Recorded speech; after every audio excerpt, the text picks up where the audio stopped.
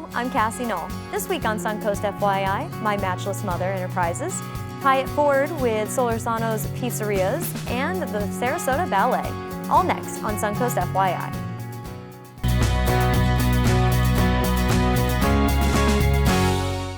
Thanks for joining us today on Suncoast FYI. Lucille Rose Diarmi Reggio is a local author, singer, composer, arranger, and producer, and the list goes on. She joins me now to tell us about her latest endeavors. Welcome to the show. Hi, how are you? Thank you for having me. I'm very excited to learn about your business here because you cover the full gamut of things here with your book. Tell me a little bit about it. Well, a little bit about the business. It started out as a CD, and the CD is titled My Matchless Mother. And of course, I'm a singer-composer, and I also produce, and I'm also the executive producer to the CD. Wow. Yes, it took about 10 years because I was working full-time with the United States Department of Labor as a federal investigator. 20 of my 32 years was a federal investigator in the compliance field. Wow. But I moonlighted on weekends.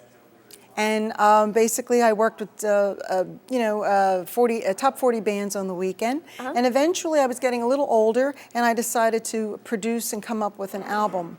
And how I got the name is, the name of the business is My Matchless Mother Enterprises.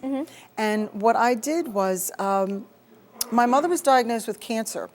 And one day, we got correspondence in the mail.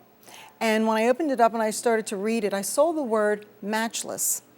And I thought that was quite interesting. And I had said to my mother, she was still alive at the time, I said, you know, I have plans to put an album together, and I wasn't sure of what I was going to do at the time. I said, but oh my goodness, you know, mothers are so important in life. And I said, well, wouldn't it be great to title an album called My Matchless Mother? And it's catchy with the alliteration. And it's catchy, exactly. And my mother said, yeah, that's a great idea. So that's how it all began. And then I knew I wasn't finished. After that got done, basically, I came from Philadelphia and got married, I retired, and I relocated with my soulmate, Joe, and we moved to Sarasota. So then I said, you know, I'm not finished with this. I says, I want to put a recipe book together. And of course, the recipe book took about 4.5 years to put together. It's 240 pages. It has 5 chapters. It has recipes that belong to my grandmother, my mother, and myself. And chapter 1 is, well, they're all full color, and I also did all the photography as well. Goodness. I did all the photography in the book. My wonderful husband helped me to edit. He helped me to, you know, just go through and fine comb the recipes and the photographs as well. You know, we chose which was the best to place in the book. All the photographs are in color, and they're 8.5 by 11, just like the book. He did a lot. He inserted the CD in the back of the book. We decided to put the My Matchless Mother CD in the back of the book. Oh, cool. And also the score is there. Cute. And he did the safety sleeve and everything, and it's quite unique. And also the front cover of the book as well has the score, and the beginning of the book has some photographs and pictures of family. And then it moves into chapter 1. Chapter 1, you have all your breakfast and your breads. Chapter 2, you have, well, of course, chapter 1 is all your recipes. Chapter 2 is a little storytelling and the growing years at home when I was growing up with my parents and family. That's a little memoir. Chapter 3 are the lyrics to the music from My Matchless Mother CD. Chapter 4 is the story behind the lyrics. And chapter 5, of course, is my memoir of how I met my husband, Joe. Wow. But it's a delightful book. It's beautiful. Actually, I was going to ask, did you arrange what you'd like to look at. I arranged the score as well. Yeah, I did the arranging of it as well. I produced it and distributed it myself. I had a wonderful coach who worked with me, Russell Faith, in Philadelphia when I was living there. But basically, he got ill, believe it or not, after the 3rd song, and I pretty much took over with the engineer. Wow. So it was a lot of self-taught. That's what I was wondering. I was like, how did you learn the skills that it takes to arrange, compose? Obviously, you've had the training as a vocalist. And then on top of that, you've got your recipes and how to publish a book and do all that. A lot of it was self-taught. Russell Faith had gotten ill, and basically I just went on with the engineer, who was a great engineer in North New Jersey. And then, like I said, my husband and I, we got married, we relocated to Sarasota, Florida, and I decided to do the book. The book took about 4.5 years to do. So not only do you have a book, you have your CDs, and you also have shirts and we have hats. hats. We have hats that say "My Matchless Mother," and we also have T-shirts. The T-shirt basically is zeroed in on the CD, and the other T-shirt zeroes in on the cover of the cookbook. Wow. Yeah. That is so much. That's just so much. The full gamut. There's also at the bottom of the recipes. I'm just going to flip. I had put Post-it notes on these because a lot of them are my favorite. I have a lot of favorites. Well, I can imagine. I mean, it's your favorite recipes. This is the coconut shrimp, for instance. This is one of my favorites as well. Down at the bottom, I have notes that are called Matchless Notes. And the Matchless Notes basically are nutritional facts about the ingredients in the recipe. And I love that you put the picture so you know what it's supposed to come out looking like. like. Yes, you're right, and what it's going to look like in your dish. Oh, this is my mother's homemade pizza. This was her recipe. Wow. And it's a great pizza as well. But the Matchless Notes are at the bottom, and crab dip is I love my appetizers. What can I say? Well, you know what? I think you're making everyone hungry by telling us about this. If people are interested in your product, where can they go for more information about all this? Okay, what they can do is go to, of course, www.mymatchlessmother.com. And I'm sure they'll enjoy it. There's also a P.O. box there in case anyone does not really get on the computer and they would like to mail in a check or a money order. They can purchase that way. Awesome. The future holds possibly more music, possibly a holiday album with the word matchless in it, and a love song album with the word matchless in it as well. And the possibility of the future of kitchen items. Very with cool. My Matchless Mother. We're running out of time, so I unfortunately have to tell people once again, www.mymatchlessmother.com. All of the information is there on the website. And again, great product for your eyes, your ears, your stomach. She's got it all covered for you. So thank you for coming on the show today. Okay, thank you so much. Thank you for having me. And coming up on Suncoast FYI, would you like to pie it forward? We'll tell you all about it next with Solorzano Brothers Pizza. Hard to say. Stay tuned.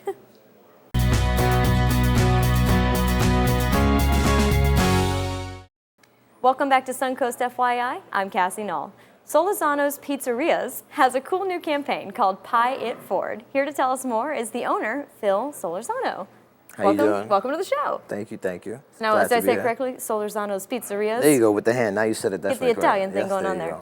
So let's start out by talking about your business. Tell me the history of it. Well, the history, it's a lot of history. I don't think we got enough time. But I'm going to make it as short as possible. My family started up in Jersey, my grandfather and my grandmother, back in like the 60s. But my grandfather opened up his first by himself in Hoboken, New Jersey. Then my cousins, my mom, my dad, everybody, we were all in the business. But down here in Sarasota, I opened up 2 pizzerias. My brother has one in Sarasota on Beneva and Weber, and my parents have one in Gulfgate.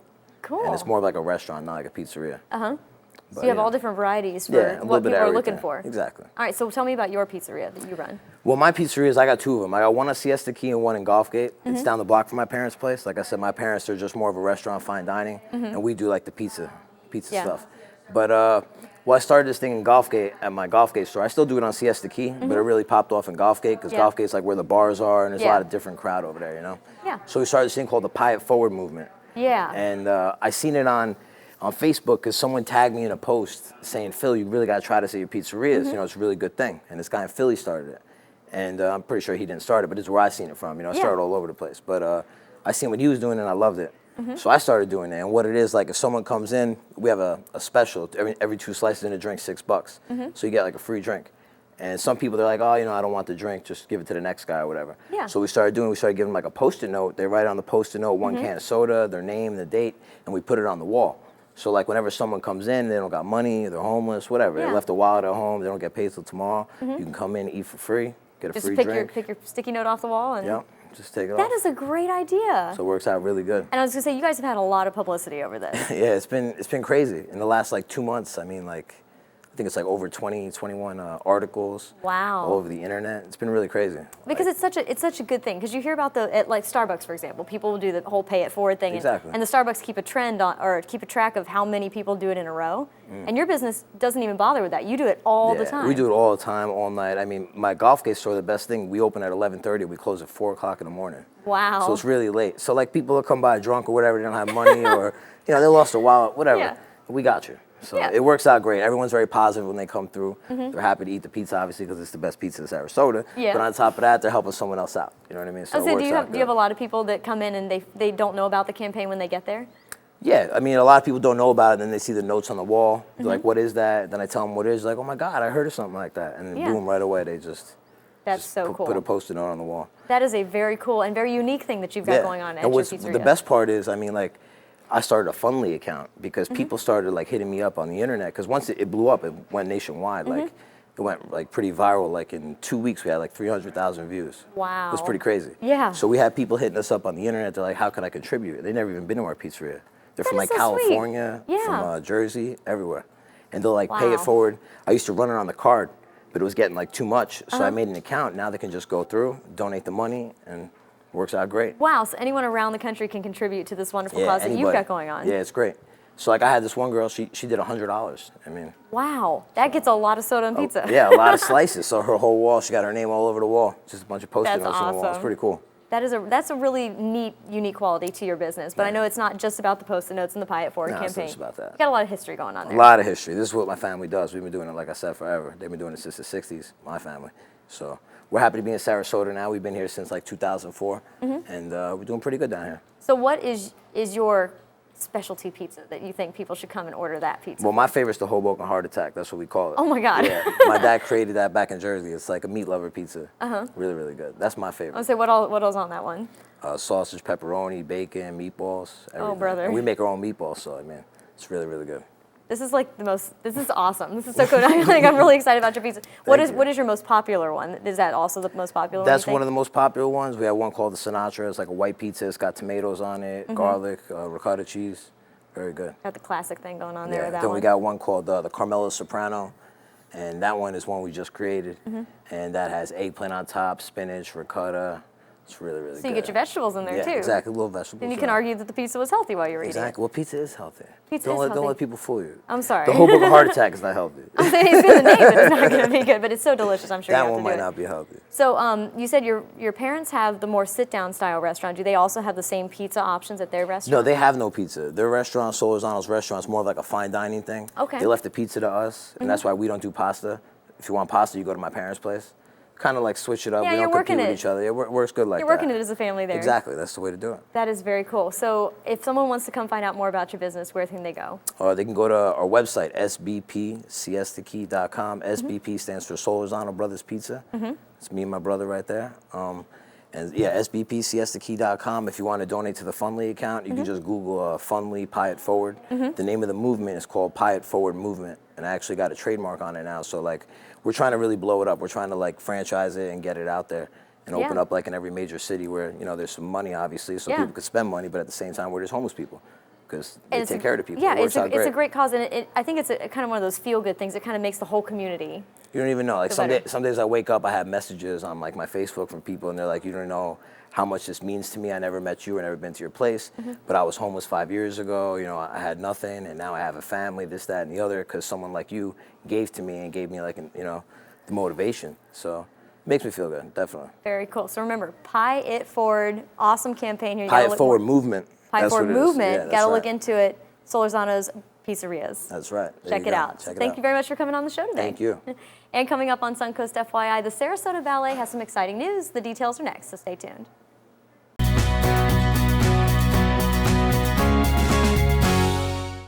Welcome back to Suncoast FYI. I'm Cassie Knoll. The Sarasota Ballet is celebrating their 25th anniversary season and has some fantastic shows coming up this year. Here to tell us more are Sarah Sardelli and Ian Webb. Welcome to the show, guys. Thank you for having us. So I've seen some pictures of the ballet. I was looking on the website earlier and everything, and it just looks splendid, especially what you guys are about to tell us about here. So we've been seeing a ton of mentions about Christmas in July this month. So can you tell me a little bit about what the Sarasota Ballet is doing? Well, basically what it is that obviously Nutcracker is the big family event. Yeah. And the 25th anniversary, we wanted to really look at this. And we found that, you've got all the sales going on and things, and it's sort of, we're doing this where we're giving a discount for people who buy the tickets in July for the December performances. You got to be good planners It's for this like, one. well, yeah, you've got to work in advance, sort of like with the dates and things, because we found that it sells out so quickly. And the Nutcracker is, everybody knows Nutcracker. But we did a few years ago, we did a brand new production, which was in a way our present to the city, because we slightly changed the idea of Nutcracker. So you've got basically the little girl Clara. In our version, it's all set in New York at a big party, and Clara runs away with the circus to Sarasota. That's awesome. So it's got a real different spin on it. That's really cool because we're such a circus community. Well, exactly. How And else would she get to Sarasota? But it's amazing how it fits in. It's so and what we've done is in the traditional version, Drosselmeyer is actually John Ringling, Wow. and in the Hoffman story, his nephew's the one that gets turned into the Nutcracker. Well, of course, John Ringling had John Ringling North, who he passed it. That was his nephew, so Yeah. we've tied that up. And then there's in Nutcracker, there's probably a couple of big dance scenes, and one of them in Act 2 is Waltz of the Flowers. So we've done it where it's Waltz of the Roses, and it's Mabel's rose garden with a gazebo, and the spirit of Mabel comes back and dances. So it's all so connected with Sarasota. I would say it really sounds like you thought about the details when you were doing that. Yeah. And you wrote it, I'm assuming? No, I didn't. I employed somebody from England to come over and do it, and we had all new designs. The music is Tchaikovsky's music, and it's going to be at the Van Wezel. But we've also got the Sarasota Orchestra, so you've got the live music Tchaikovsky's going on there? amazing score. So it is a real Sarasota event. It's the Nutcracker to see. It really sounds like you have just like centered that right around our city, made it very personal, and of course people got to plan ahead, but it's a good thing. Not only are they getting the 10% discount, but they're also guaranteeing themselves a seat. Well, like that is the out. problem. Yeah, that we had last time is so many people were disappointed that they couldn't get tickets. Yeah. And we thought, well, why not do this? Christmas in July. Yeah. Why not get a head start on things here? And Ian spoke about Clara, who is the main character, the little girl in the show. And when you buy a ticket with this promotion, you get a chance to meet Clara. Oh wow. Yes. Even better. Yeah. No, It just keeps getting better here. It's like opening more presents on Christmas. Exactly. Yeah. So, and I think the thing is that with Nutcracker, I believe in that. You should go into the theatre, the lights should go down, and you should be transposed into this magic. Yes. And to see all the kids' reactions to this, and then what's great is they'll go to the Ringling Museum, and then they'll learn more about the Ringlings and about Mabel and see her rose garden. The history behind what you've so done. the connection between, again, the organisations. So you've got, the Ringling Museum, you've got the Sarasota Orchestra and the Sarasota Ballet all collaborating in a way to show what we have here in Sarasota. That is really special. So- That is a really, really cool thing that you're telling everybody and about. it's a nice thing to, I think that obviously because of the you can hear that I'm not American, but everybody's been so wonderful here and they've really opened their hearts to what I'm doing. This was, in a way, our organisation's gift back to everybody. So it's a very accepting community of new things. Yeah. They like to see the new things, but we also have so much history as well. It's neat that you've been able to take a century-old ballet and just put a nice modern twist on it to fix it to our community here. So I understand this is also an opportunity for students in the Sarasota Ballet School to participate in the professional production. So how do the children feel about being on stage with those professional? Well, they love it, and they love being on stage. I mean, every child or most childs love to be on stage. I think that what's really amazing for the children in our school is that they're always affiliated with the company. Okay. So even when they're doing ballet class, they'll be walking down the corridor and you'll have the big, principal dancer walk by them. And so there's a real connection with them. And then for them to be on stage, And also for the kids who are in the school who are in the audience, Yes. that's something they know that over time, different productions, they're going to be allowed to be with the company on stage. So That is such a neat it's a opportunity. real unique thing for people who are part of our education. It sounds like it. It's also special for non-ballet students, just school students, when they come and they see their classmates in the production. It's I didn't very even fun think about for them. that option. Yes. Yeah. That is so cool for people who maybe, like you said, maybe you're not ballerinas, but they get to be part of it too. Still, everybody feels involved, and especially with the community, what you've done. Fantastic job. So where can people go for more information about this Find This Christmas in July special? Well, basically, if you contact the box office and also go onto the Sarasota Ballet website, there's all where you can buy tickets from there. All And right. around town, there's lots of posters and flyers and things. Get everybody excited now about what's happening in December. Exactly. Exactly. Yeah, It's yeah. 941-359-0099. Perfect. And the Extension website, 101. Extension 101. And, Yes. and the website is sarasotaballet.org. Yeah. Right? Yes. Yeah. Awesome. Very cool. Well, thanks for coming on the show today, guys. Okay. Got Thank me you all very excited now much. about December. Good. There we go. Stay tuned to Suncoast FYI. We'll be right back. That's our show for today, and thanks so much for joining us. If you would like to promote your business or event on Suncoast FYI, we would love to hear from you. Just call our sales department at 941-361-4223. I'm Cassie Knoll. We'll see you next Friday on Suncoast FYI.